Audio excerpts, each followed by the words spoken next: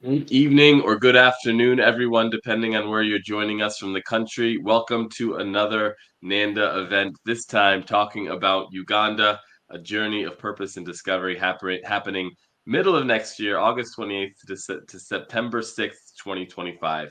We are so excited to talk to you about all of the amazing things that you'll be experiencing on our upcoming journey of purpose and discovery. But before we get to Uganda, before we get to all things Nanda, few things that we wanted to talk about in terms of housekeeping. Everybody today on the webinar is muted, but that doesn't mean we don't want your questions. We absolutely do. The best way to ask those questions are in that chat box right there to your right. Please feel free to drop your chats, drop your questions. We do have a great audience here today, so we're hoping a lot of questions are coming through. We had a lot of people register for this webinar, so we're excited for all the energy and the excitement that's coming. So please drop those questions in there on the right. Also, if you don't want to drop questions or if you hear something that you really love, we'd love to get your feedback through those emojis on the bottom. Click that love, click the laugh if you think we're funny. We love to hear get feedback on some of the things that we're doing, um, so that way you can provide your feedback. Last but certainly not least, this webinar is being recorded. So if you do have to step away, or if someone that you are traveling with or wanting to travel with doesn't want this information, we will be sending out the recording after this webinar. So please know that you'll be able to share this recording with anybody and everybody who might not be able to attend, or you can pick up on any information you may miss if you have to step away. So without further ado, let's get into our journey of purpose and discovery to Uganda. I know that there were quite a few people that were new to the Nanda family, so we're going to talk a little bit about Nanda. I want to welcome my co-host, Nicola Balmain, the founder of Nanda Journeys. Nicola, we're having another great discussion this time about Uganda, a place I've never been to, but I'm excited to get back to, but we'll talk about that in a minute. Thank you for joining me. So good to see you. One of my favorite things to do here at Nanda Journeys is talk about our amazing destinations, our programs. And this one in particular is really special because I myself was so fortunate to do this particular journey in advance of our 2025 group this past June. So I'm super excited to talk to everybody tonight and welcome everybody to the Nanda family. It was so wonderful to see the webinar registrations that we have a fabulous kind of combination of existing Nanda family that have traveled with us before. So hello to all of you and welcome to this webinar, to people that have been considering traveling with us for a really long time, and to some people that the names I don't recognize. So with that, let me give you a formal welcome to the Nanda family. We really do things here in a very authentic and hopefully friendly way. So a little bit about me and Nanda Journeys. I've had a lifelong career, very fortunate to have a lifelong career living out my passion, travel. I started work in the travel industry at age 17 back in the United Kingdom, came here to the United States in 2001, and truly fell in love with travel when I started working for a student travel and career enrichment company in 2007. And when they closed in 2015, I couldn't see myself doing anything else other than this really impactful, immersion, people-centric, transformative kind of travel. So I tell my friends, which you now are all my friend, I put my big girl pants on and decided that it was time to set up a company that I could put my heart and soul into and my passion. And here we are at the Nanda family. So welcome, everybody, and thank you so much for being here tonight. Awesome. And if you could talk really briefly, I'm realizing now that we don't have a slide about the Nanda Way, but I love the way you talk about the Nanda Way, how it became organic, and how it makes a unique experience when you go on a Nanda journey.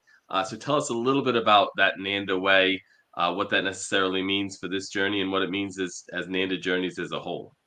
Yeah, the Nanda Way it's a beautiful thing, actually, because it came to us through our leaders, our travelers, the hosts that we engage with when we travel all over the world.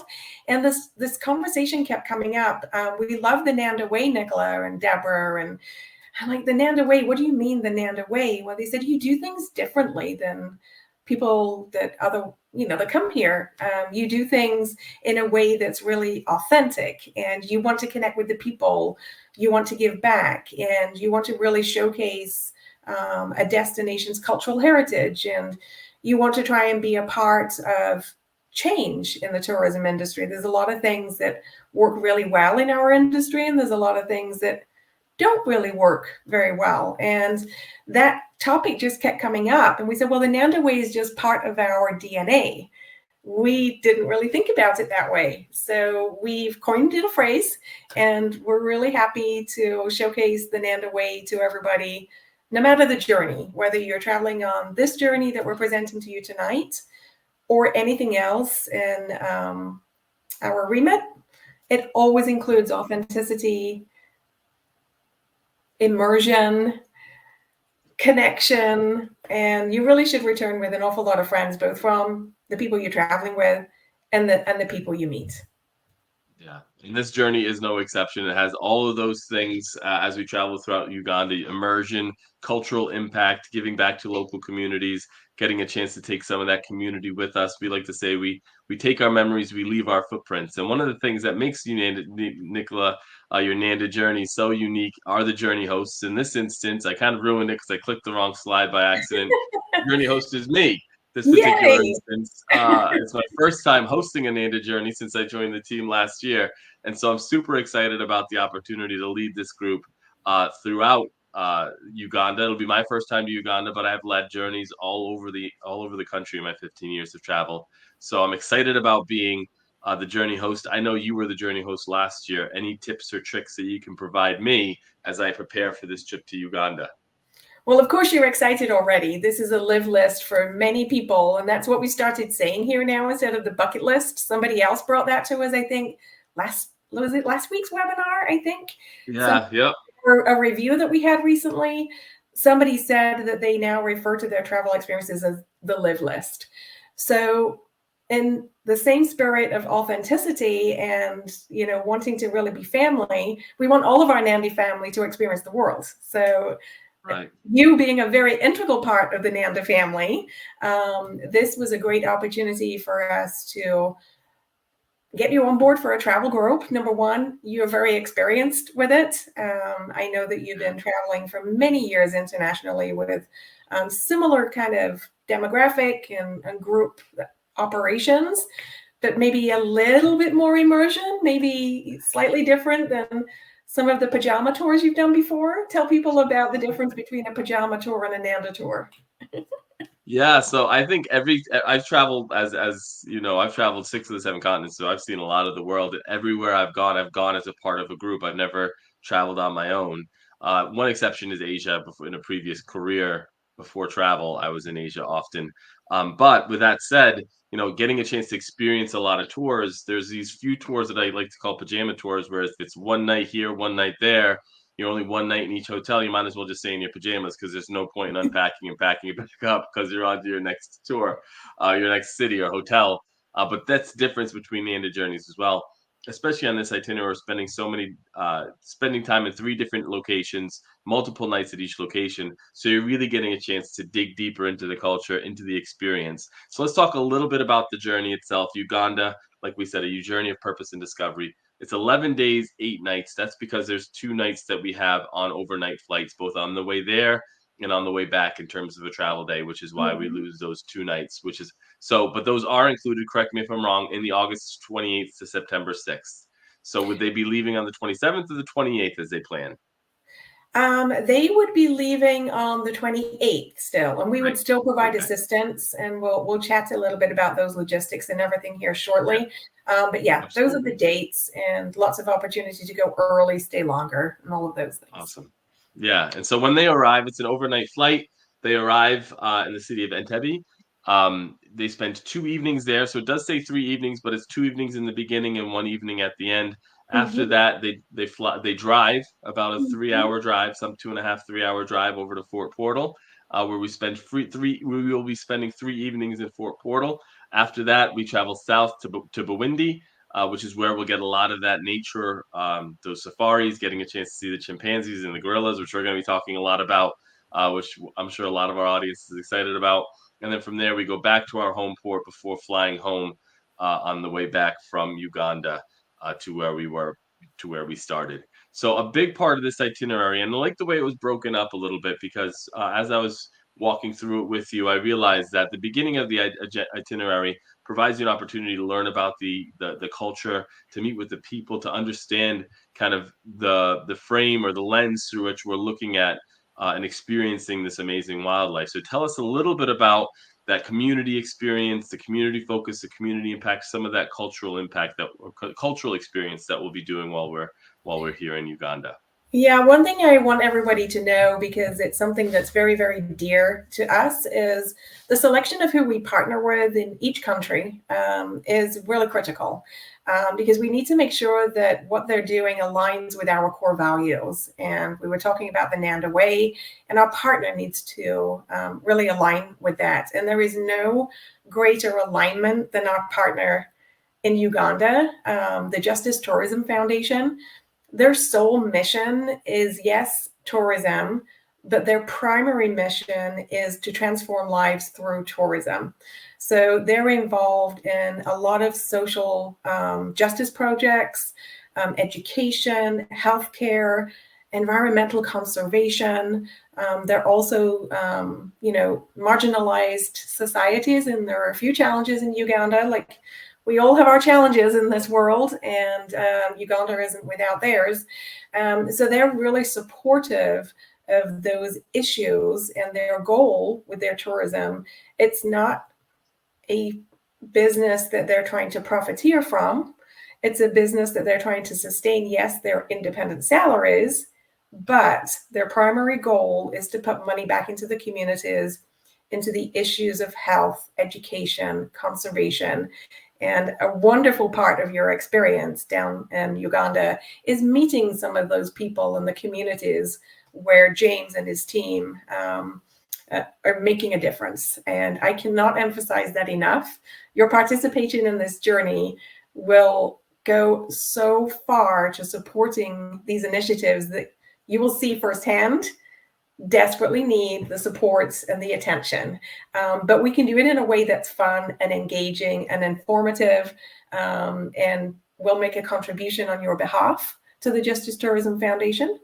But as you'll see here in a moment, we will let you meet the people. We'll let you see firsthand where the money is being spent, how it's been used, and how it's transforming lives in a really profound and significant way, like in no other destination, I don't think, that we offer.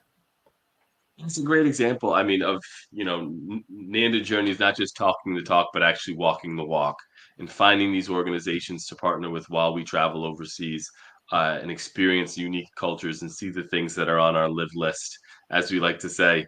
And some of those experiences might not be things that we're expecting, or things that we went there. Go like obviously our journeyers are going there to see the monkeys, to see the gorillas, to experience those amazing safaris.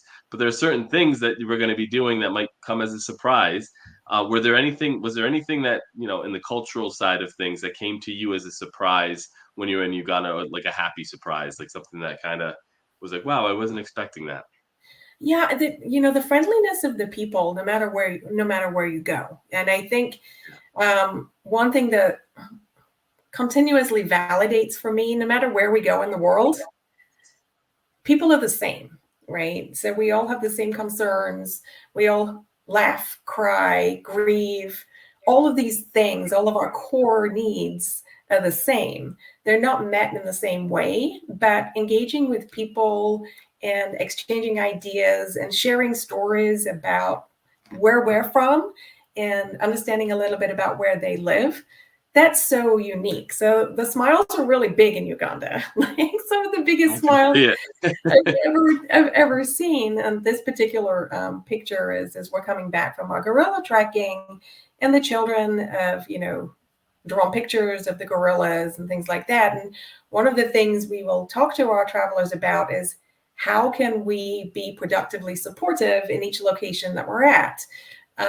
Because there are areas where people sadly are taking advantage of, people that are down on their luck, and they don't have money, they don't have jobs, they don't have opportunity. That's part of our learning curve, right? As global citizens and people that travel the world, we're afforded an opportunity to be continuously educated, because at our core we want to do the right thing, right? And sometimes through doing the right thing, we can really do the wrong thing.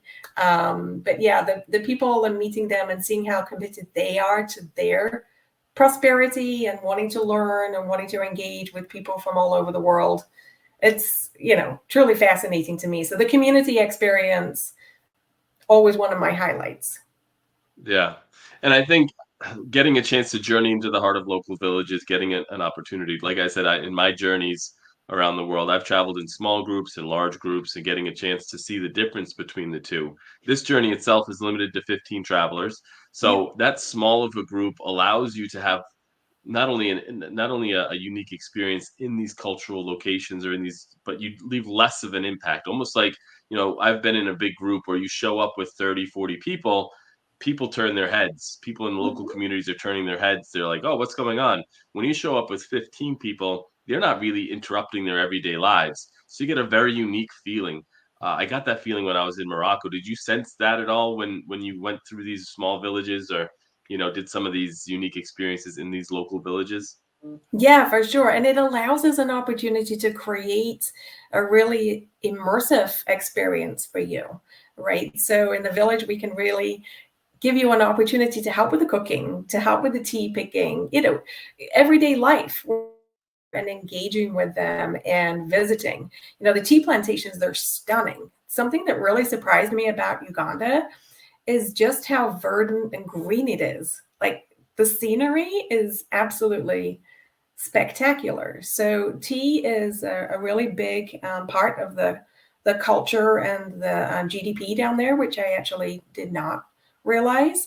But also crops, they grow their own crops to be self-sustaining. We're going to learn about that.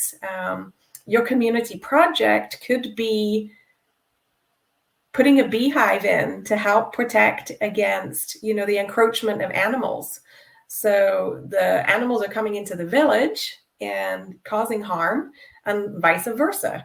They're being harmed by the people, but everybody just really is trying to live and sustain, right? So beehives are a natural deterrent for the elephants and the monkeys. So installing a beehive costs like $50. So they're creating a corridor of beehives, and our last group installed several of them, and some of our guests were really gracious to purchase more so that more could be done, just to protect against, the loss of life, both for the animal population and the human population, because there is both. So you'll learn about that. You'll learn about the challenges of coexistence and how education is really important. And then my group, we planted trees. And I think that's become a bit of a buzzword around the industry now. Obviously, we're all trying to do the right thing. But what we learned was these trees offer so much more. They are medicinal plants. They offer food for the animals. They offer shade for the farmers once they get to maturity. And, some people in the community, they plant certain types of trees as a school education fund for their kids, because they know they can harvest these trees. It'll help pay for school. So these things are fascinating and so different than how we exist and provide for our families. And you're really giving back to the community in a meaningful way that can be seen. And it's not just to be seen, it's to be beneficial, really, so yeah. Absolutely. Really giving back, not too labor intensive. I've been on those volunteering trips where you're mixing cement and pouring foundations through wheelbarrows, so nothing like that. It's Yeah. soft volunteering, not that hard adventure volunteering. Yeah, it's But then, self but impactful, which is awesome. yeah, soft but impactful. Not lifting 50-pound bags of cement. But also getting a chance to experience the culture itself, right? So you get a chance to see the local communities, how life is today, but how does that community, or how does that culture breathe throughout the rest of the communities? And one of those things that we get a chance to do is getting a chance to see a dance. How their culture continues to thrive even in modern culture. Tell us a little bit about this dance experience and your experience watching these amazing dancers. Yeah, and these, all of these pictures too, I want everybody to know they're from the two groups that traveled this year to Uganda. And one thing that Ugandans do really well is sing, dance, create music. Obviously, it's an integral part of their life and their entertainment and their culture and how they celebrate, mourn, and every kind of anchor point in life is honored through music and dance. And the one thing they want to do for you is showcase all of that. So you look at the colors of the clothing that they wear. That's something else that, like, I was in awe of, like, how beautiful all of their clothes are. And you're going to be invited to get up there. So Michael, don't be surprised if we see a picture of you this next year with one of those little butt bushels on there, and you're gonna be part of the crowd and invited to join in. Nobody's forced to do anything they don't want to, but I had a ton of fun dancing and playing around with the kids. They'd fashioned a soccer ball out of elastics. It wasn't a soccer ball, but they made their own soccer ball, and it was the best experience ever. Nobody wanted to leave the community day, and you are there for an entire day, which is amazing. You'll meet the elders, you'll meet the spokespeople for the group, and you'll learn about daily life in this, very, very small community. And so in terms of, I can see somebody there in the background getting some blackmail as we speak. You can see them back here with the cell phone. I just realized that, if somebody's dancing up there, you take a cell phone picture of them. None of that happening on our tour. Well, I don't know. Actually, a cute story. I've got my camera here. If the opportunity arises, I'll share some pictures. But I actually gave my camera, after teaching them how to use it, to one of the gentlemen there. And he was a natural photographer. I wish, we'd have had a spare camera to leave with him. But I just let him roam around with the camera. And what I have on my phone is his view of his village and what he wants us to see. That's amazing. It was really awesome. All the kids want to learn how to use your cell phone. So get ready to teach the kids how to take the pictures and the video. And I gave my cell phone to one of the little boys. I'm like, go off, take your own pictures. So to have an adult lens and a kid lens. That's such a creative way to capture images, not through your own point of view, but what they find to be important or what they find to be beautiful within their own culture. I mean, that's such a cool way. I've never heard of that. I think that's such a cool thing to do, to kind of capture the unique culture through a different lens. No pun intended. Yeah. It's really fun though. I haven't figured out a creative way of what to do with all of those images yet, but I'm still, if anybody has any ideas of what that might turn into, I'm all ears. But I have plenty. But the elders of the group are so welcoming, and we'll have lunch, or you will have lunch. We did have lunch with the village, and not only do you have lunch, you help to prepare it, so you're eating with them, you're preparing the food.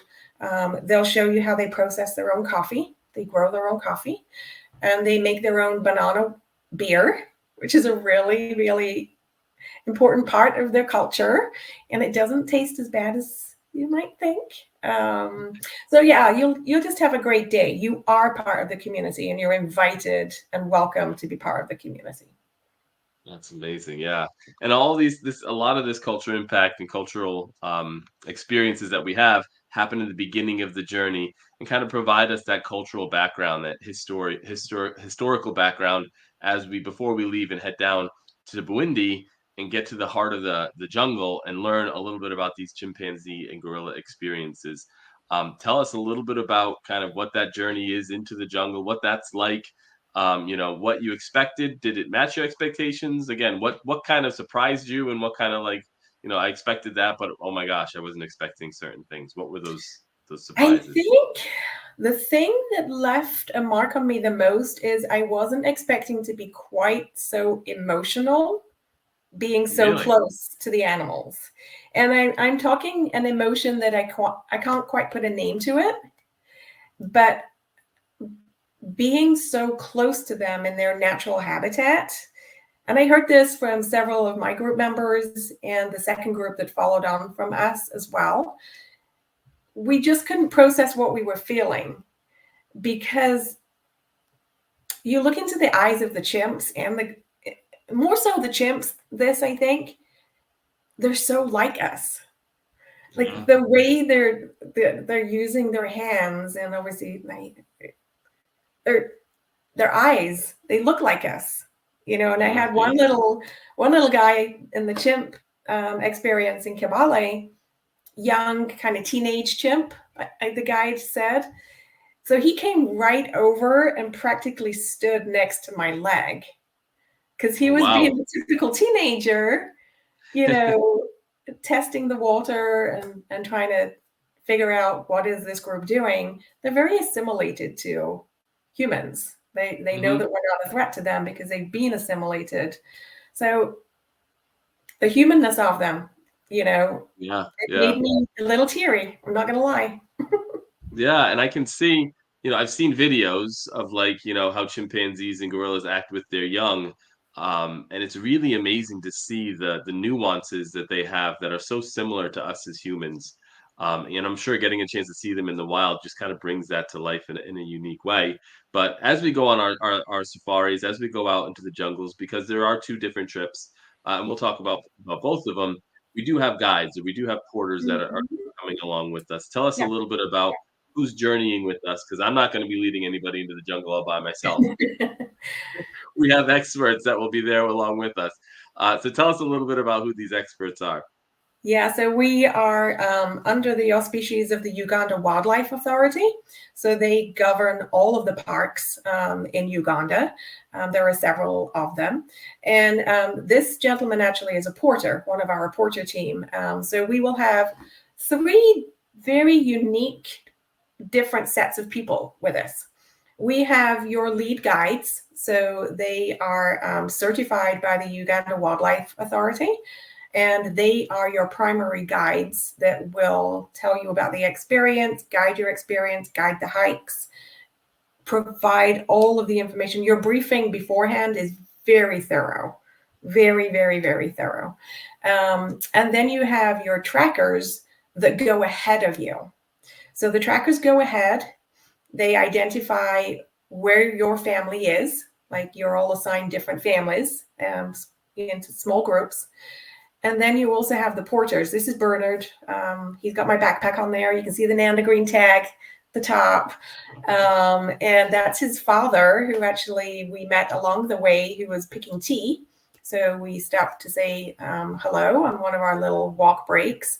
And the porters, they're critically important to your success. So don't feel like, if you're feeling really fit and you do hiking all the time, or use the porters. And if you're feeling fit, then basically they're taking all of your stuff so you can use your camera. You're not worrying about your backpack falling or anything like that. If you have some mobility challenges, they're going to be there to be your arm. They're going to assist you if part of the journey is a little challenging. And yes, we are going up and in. So we're going up first and then in to the jungle. So the terrain, it's not flat, right? So we've got some hiking to do here. It's not a flat walk. You should do some preparation. But we had people from their mid-40s to their late 70s complete the hikes with us. Some had 2 porters, some had 1. And the porters are your lifeline, and they're $25 to $30 each. We ask as a contribution, and that's their salary. That is what they're paid. Wow. So you're helping to fund, obviously, their work, which is very, very important work. And I cannot emphasize enough how important the porters are to your overall experience. And the guides. And Yeah.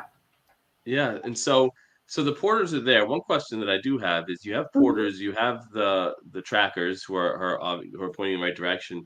Do you have a tour guide or a tour manager who's with you every step of the way from the time you land to the time you take off once again as well? Yep. So in addition to your wildlife, your safari guides, they will come with you on the chimpanzee hike and the gorilla hike.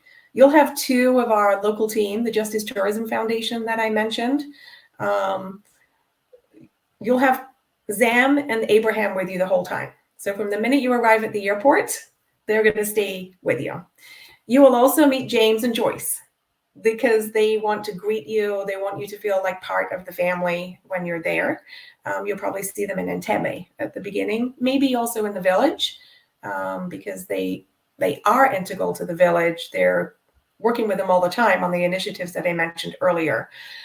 So you have a whole Nanda family down there in Uganda Awesome. that's ready and willing to welcome you. I still get text messages from my guide that we had from the Uganda Wildlife Authority telling me about the new babies that were born.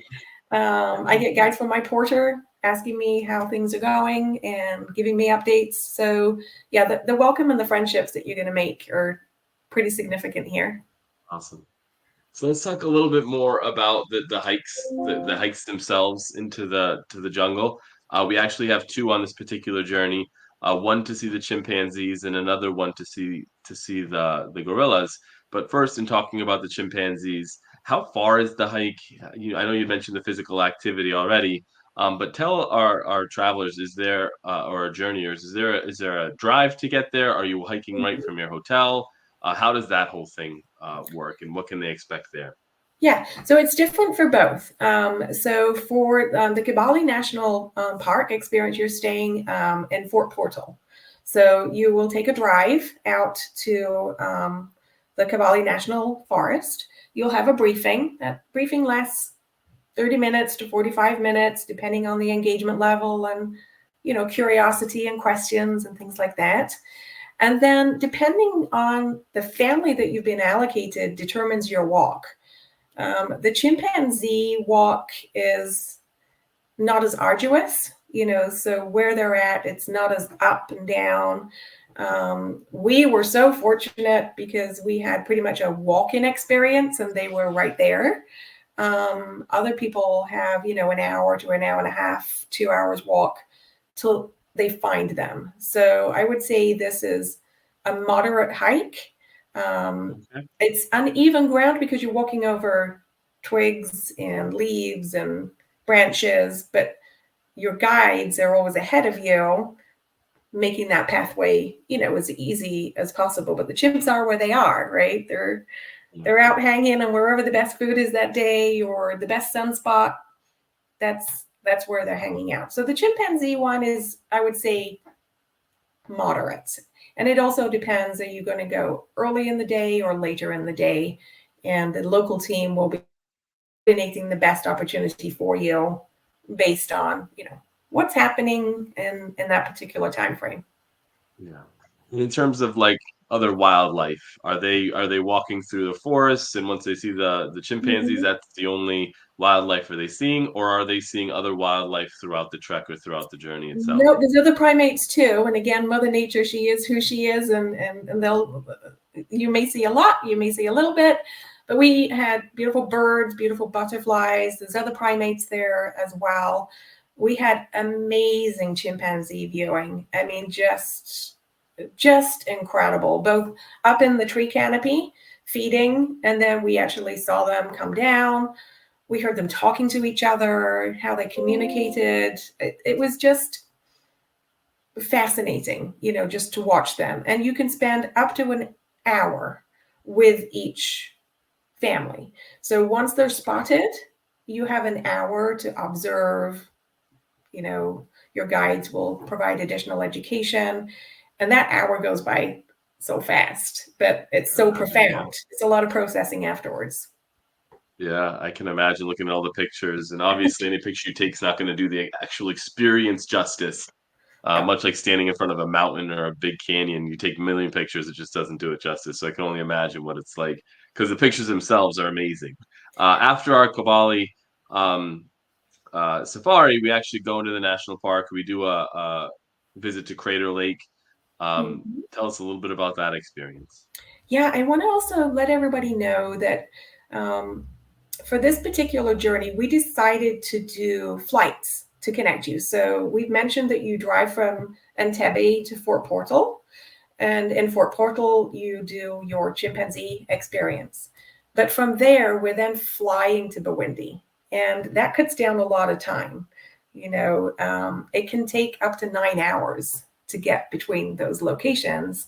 So if you're shopping around or considering other people for your experience, it's a really important factor, right? So flying cuts out 2 days pretty much. Your bags will take that journey by road. And if you have questions about that, I prefer to park them to after this webinar because I want to really share the excitement, but the logistics will be taken care of. But you're flying on a small plane from a small grassy airfield.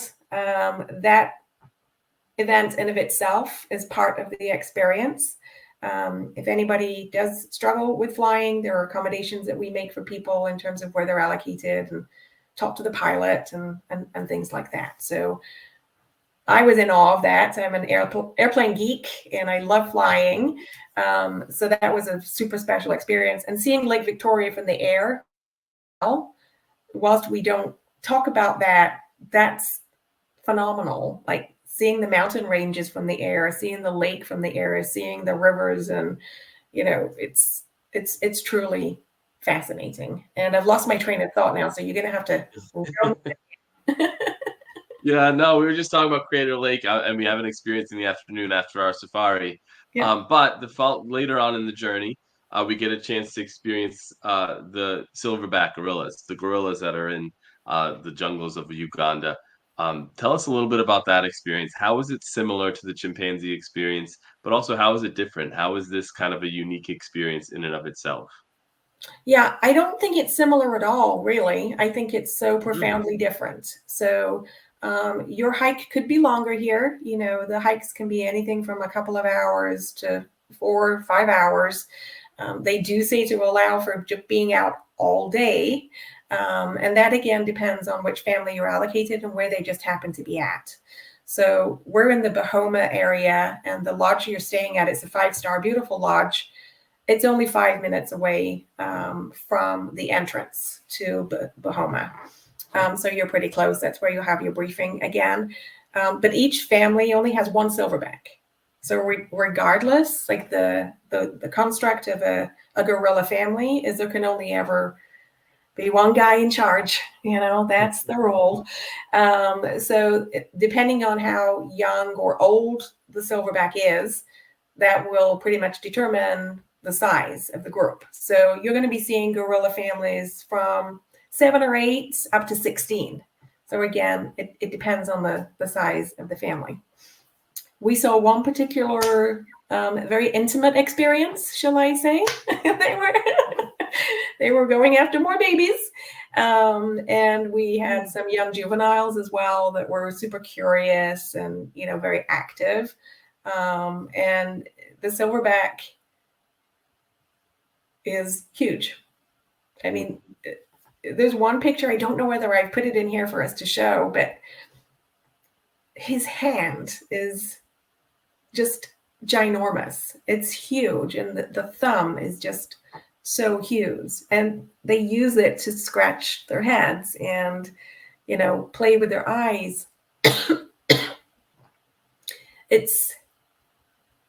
I can't explain to you the experience. It's impossible. Yeah, it's hard to. Yeah. How close do you actually get? So like when you're taking pictures and they say they see the family, I know you'd mentioned that one of the chimpanzees ended up sitting next to your leg just to be a little bit of a rebel.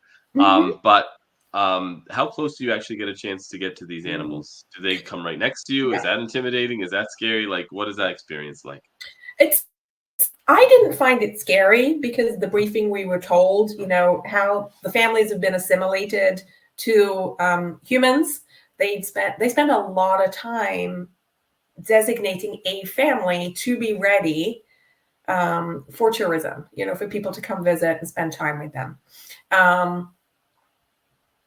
They move around, and on average, we're about 4 to 6 feet away. That's kind of like the designation. Wow. But if they move and come closer to us, like the silverback walked right in front of our second group that was there having an experience. And the guides will provide, just stand.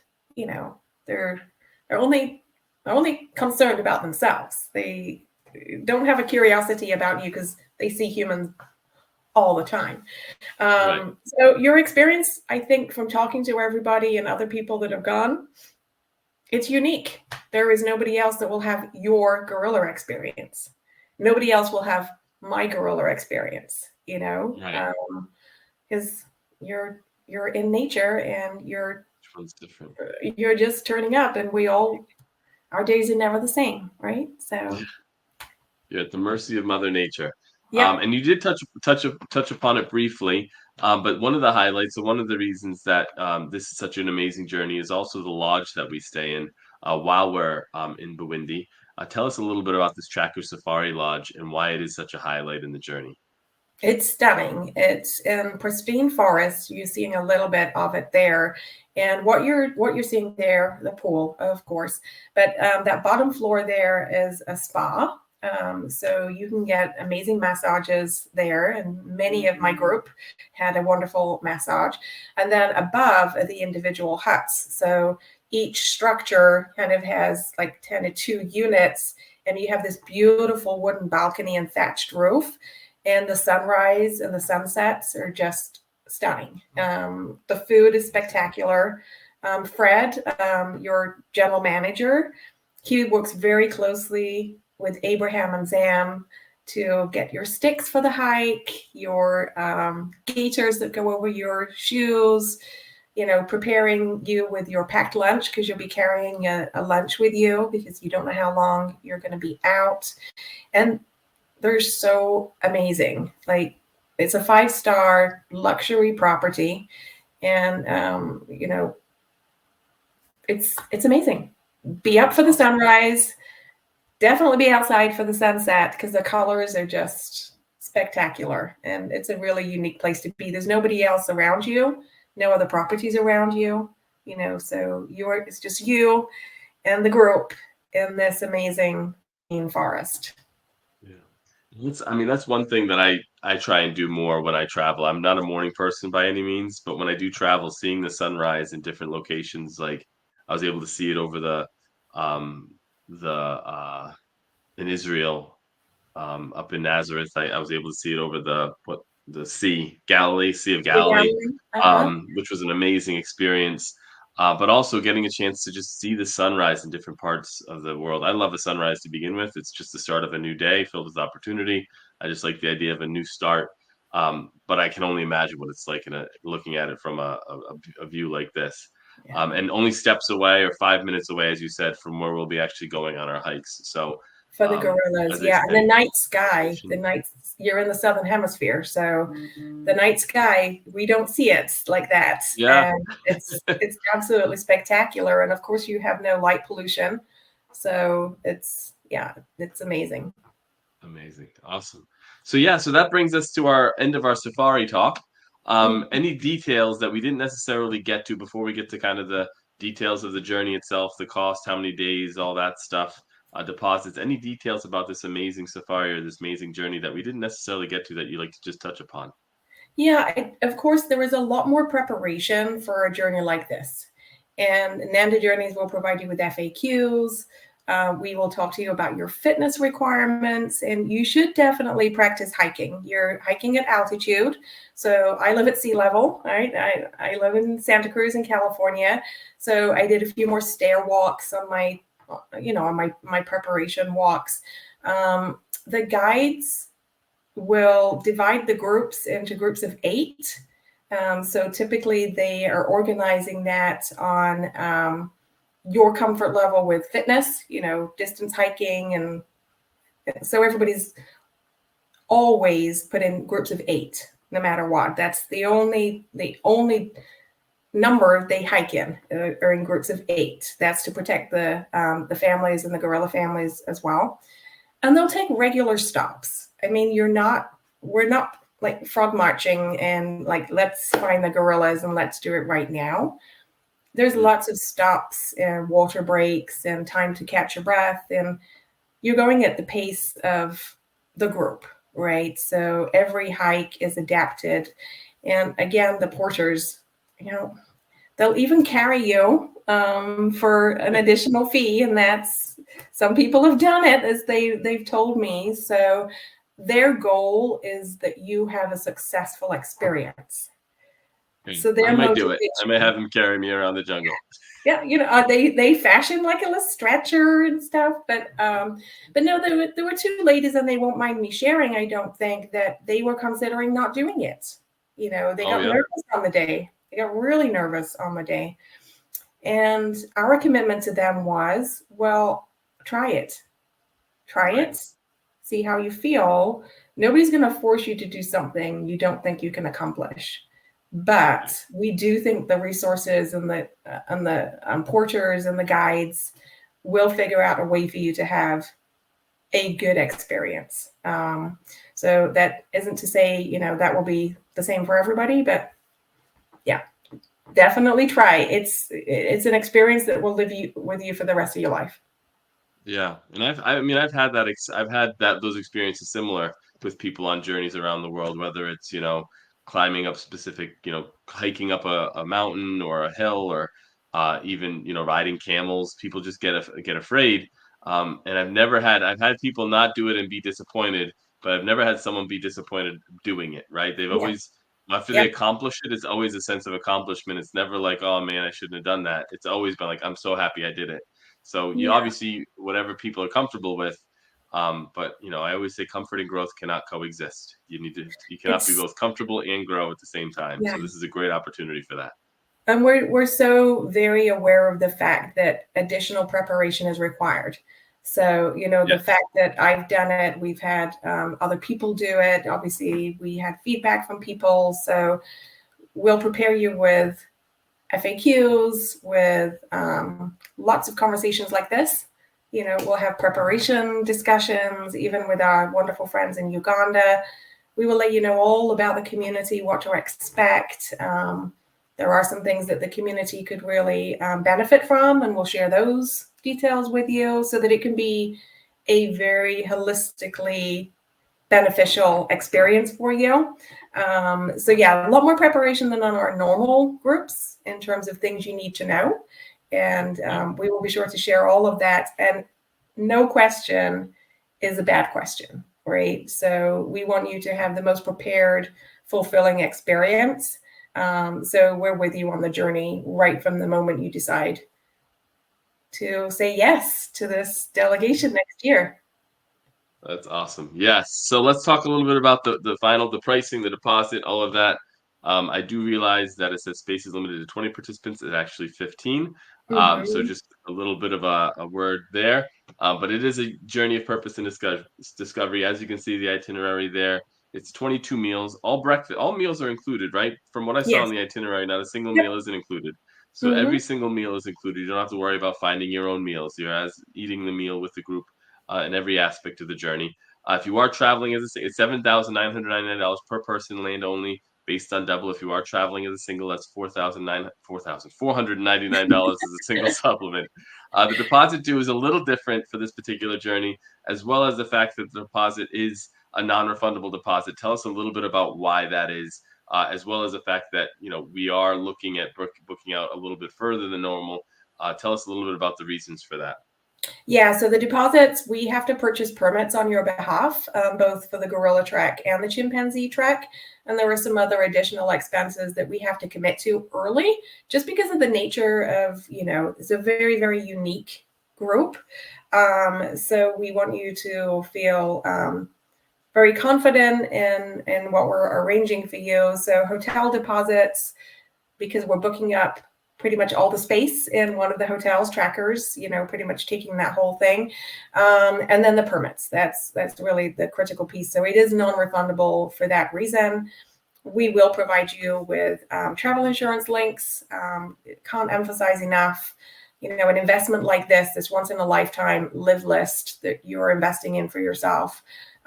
We do highly recommend that you take out an insurance policy to cover you in the event the unexpected happens. Life is what it is, and illness can catch us at any time. So we'll provide all those details to you as well. And yes, space is limited to just 15, plus yourself, of course, Michael, making it a 16 group. Absolutely. And I've updated it through the power of technology. You can see it on the slide now, it says 15. So, absolutely. There was one thing that I did want to mention to you, that space is limited though. However, as we know, we had a lot of people, more people register for this webinar than I think any webinar we've done previously.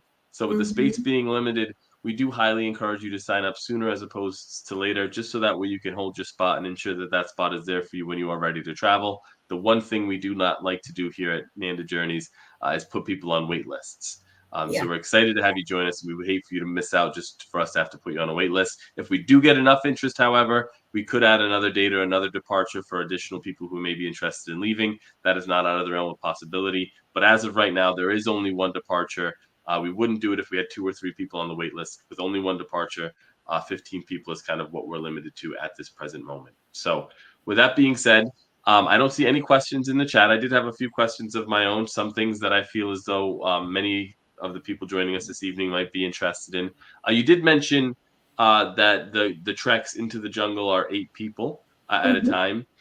If we end up with 12 people on the journey or 13 people on the journey, will they split us into 2 separate groups, or are we kind of put into another group of people that are joining us on the journey, or is it just a Nanda Journeys experience? Yeah, no, you are assigned with other people. So the briefing that so the chimpanzee, in all likelihood, depending on your number, you may do it all together. That is slightly more malleable in terms of that 8 number. So if there's 10 of you or 12 of you, they might do it all together for you and then divide you as you start taking off together. But the gorilla trekking is very, very hard number 8. So at your briefing, you will be assigned into separate groups. And you are going with your Uganda Wildlife Authority guide at that point. So, you're split into 2 separate groups. So you'll be with people that you're still familiar with from your group. But yes, you probably will be divided. And that also is in, people's comfort level with the type of hike. So obviously different families, gorilla families, are slightly more challenging to see than others. So all of that's with the team at the briefing center. Awesome. And in terms of us traveling in August, we are going to Uganda, which is right at the equator. We actually get a chance to see the equator on one of our cruises. So I'm assuming that the weather is fairly, the similar throughout any time of the year. But in terms of packing, what should they kind of be prepared for in terms of weather, and what should they kind of prepare for in terms of the hike? Yeah, super temperate. So we saw temperatures, and we were there with one group in a very, very similar time frame. So temperatures up into the 80s some days, but could be cool in the forest. So it was really funny story. In the forest, they think of 60 degrees, like 65, 70, as cold. They were wearing jackets and, Oh, they geez. were thinking it was cold. So the temperatures, they might get into the 50s and things like that. And if, like me, you like to be cozy, they have hot water bottles. And they, Geez. preparing for that. For the most part, you probably don't need that. So layers, right? So a waterproofing layer is critical, as are waterproof hiking boots that are ankle supporting, right? And make sure you break them in. Like, don't turn up Yep. with them on arrival day and expect that to be a good experience for you. So waterproofing and layers, and you could have some really nice weather, especially in Entebbe that time of the year. You may get some night rain, maybe some day rain. Again, Mother Nature is throwing all kinds of curveballs these days, but maybe some night rain, but a waterproof layer for a shower for sure. Awesome. Okay, great. And any other questions? I know we do have it in the handouts as well. There are some frequent questions in regards to the gorilla trekking. We also have the one-page itinerary. If you are watching this through the recording, they are located below the recording as well. You're able to download them once you register to see the recording. So that way you can take those as tools for you to prepare for the journey as well. But we are at about 7:55, so we'll let everybody get 5 minutes of their day back. Nicola, are there any last words or final words you want to leave our journeyers or journeyers? Is Travelers, that even a yep. word? I've used it a few times. I don't even know if it's a real word. Our trekkers, our gorilla Yeah. trekkers. Any last words you want to leave our people Our with? wanderlusters. Well, I know this was definitely a live list experience for me. There are no words to describe it, and the pictures don't do it justice. And it's an emotion that you feel. You actually don't see it. You feel this experience. Even the community element of it, you feel it. It's, something that you'll carry with you for the rest of your life. We will be sharing, FAQs and attachments with the recording. But thank you so many of you for saying yes to even this webinar. I see, Michael and I were pretty overwhelmed with the response and excited that so many people wanted to participate in this journey. So all questions are welcome. Michael and I, we're here, and we're here to prepare you for your Uganda adventure. Awesome. Needless to say, I'm excited about it. I can't wait to see these amazing animals out there in their natural habitat. If you do have any questions, as Nicole had mentioned, please visit us, www.nandajourneys.com, or give our team a call at 888-747-7501, or just shoot us a quick email, info@nandajourneys.com, and we'll be happy to send an email out to you back. Regardless, we're going to be sending everybody the recording here in the next few days, along with some additional tools or some additional information as well. Thank you all so much for joining us. We look forward to seeing you on the next Nanda Journeys webinar, but more importantly, as I always say, we look forward to seeing you in Uganda in August. Thank you so much, and enjoy the rest of your evening. Thank you. Bye.